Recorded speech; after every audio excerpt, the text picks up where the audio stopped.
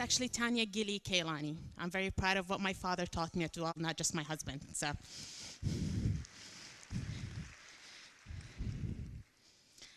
my story begins when I was 12 years old. We had come back to Iraq for a visit with family. And during that visit, an uncle of mine passed away. So, as it is customary in Kurdish fashion, they lined the whole family up in a minibus, and we had to go from Kirkuk to Erbil for my uncle's funeral. As we were on this journey, what happened, I started seeing villages that were in rubble. And I was surprised because they seemed like fairly good villages.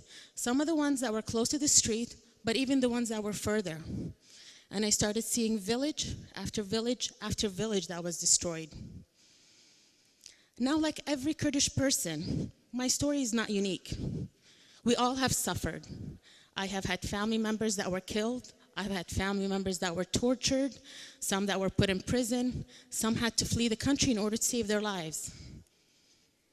But seeing those destroyed villages took my pain and my feeling of injustice to a different level.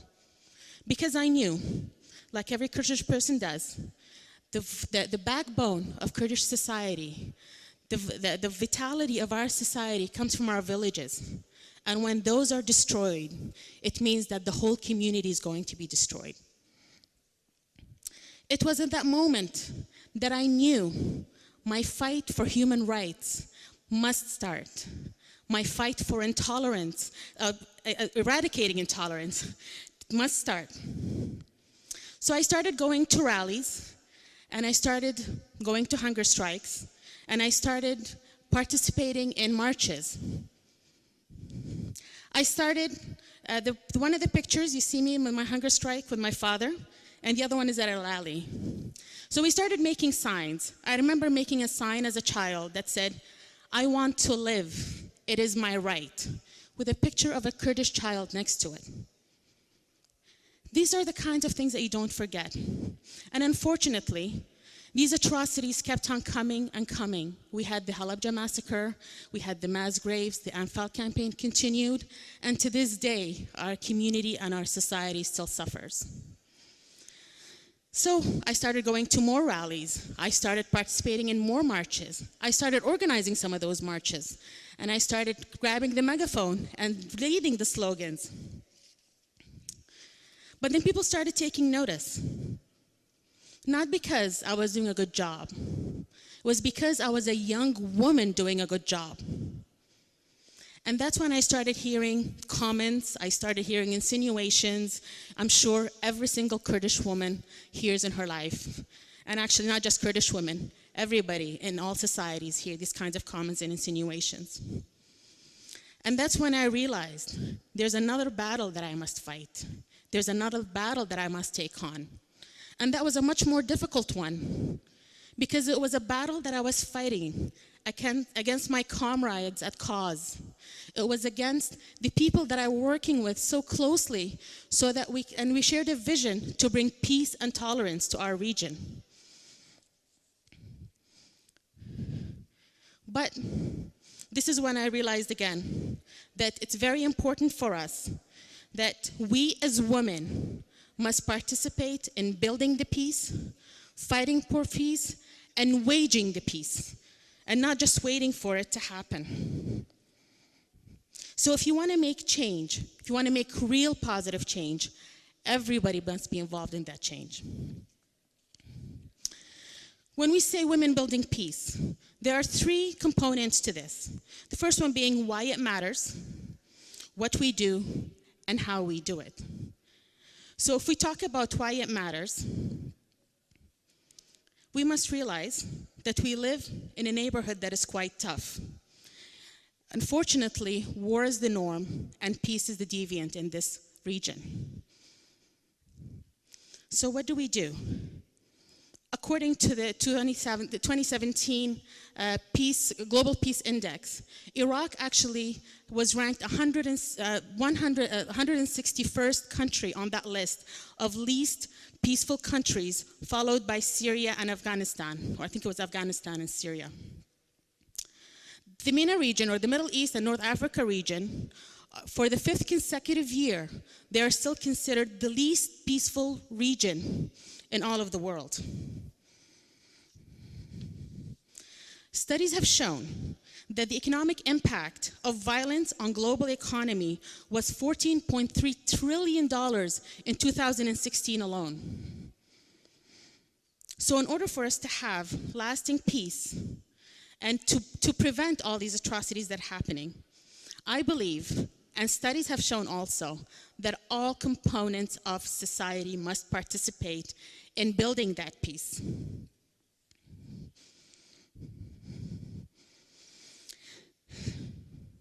And when we keep on hearing all the time, they tell us women are 50% of society and they're the mothers of the other 50%. Well, then where's our place at the table? How come we're not at 50% sitting at the negotiations table?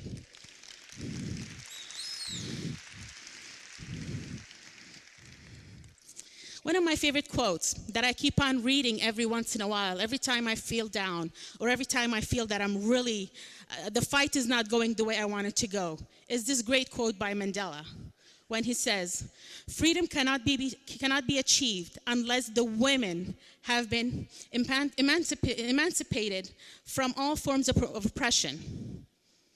What does that mean? There is oppression from within our communities, from within ourselves, from within our societies. We must fight all of those. And since we are the main caretakers of our families, everyone suffers when we are oppressed. Our priorities as women tend to be different. We actually feel and experience war and peace differently than the way men do. The way we think about what we want, what our vision is very different from the way men do. For example, did you know that actually peace treaties where women are actually signatories or they've participated, there's a 24% chance higher that they would actually last longer than if women were not participating? And again, we say that, where are the women? So, if we look at these numbers here, unfortunately, even though women have been participating or have been trying to lobby for more participation in the peace-building process, only 2% of chief mediators in peace negotiations are women. 4% of signatories are women, and only 9% of all negotiators are women. Again, where is that 50%?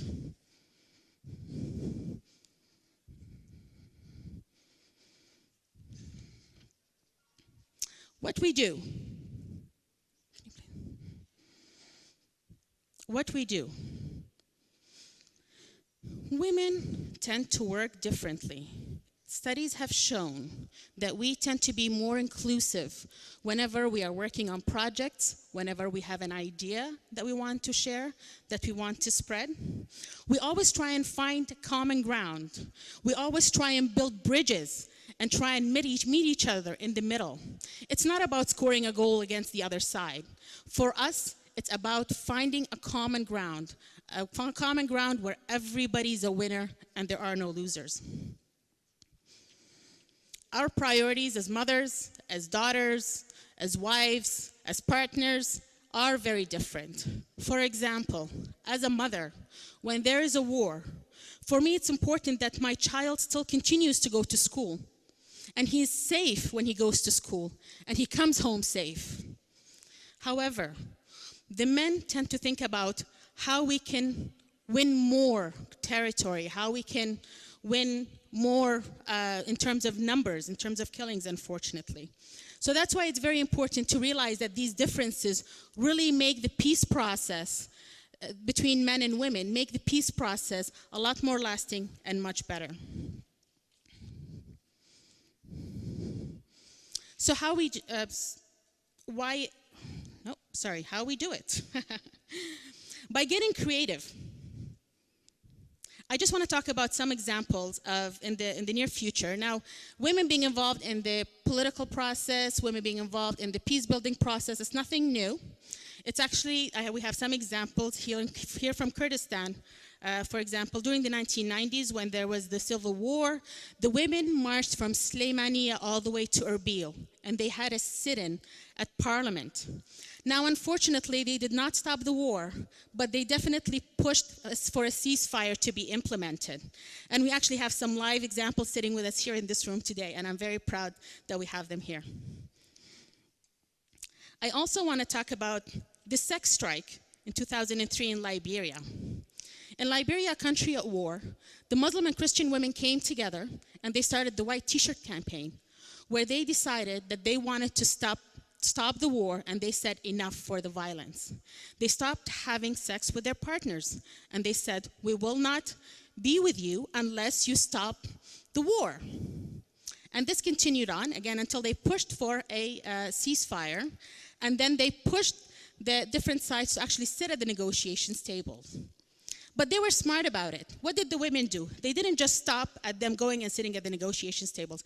200 women came together and they barricaded the meeting room, not allowing anybody to leave until they actually come to agreement. Some men actually tried to jump out of the window, but the women threatened them that they were actually going to strip off their clothes and go naked and let the media take pictures. So they were forced to go back in, and they actually were able to come out with an agreement.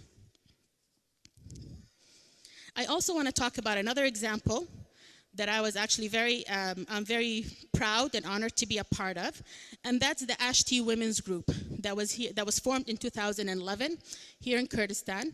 A group of us Kurdish women came together, actually Kurdistani women, not just Kurdish women, but from all different factions as well.